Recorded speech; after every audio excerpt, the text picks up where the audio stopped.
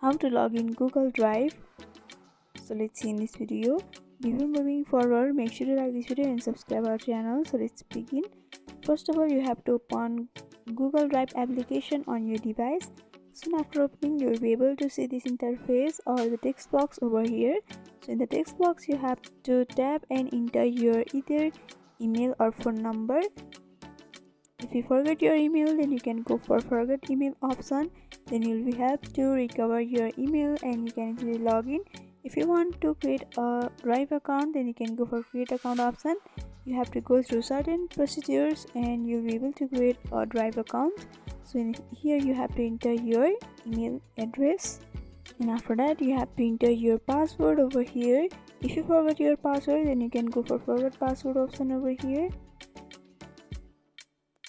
and the next option will be entering your phone number, and after that you have to go for next.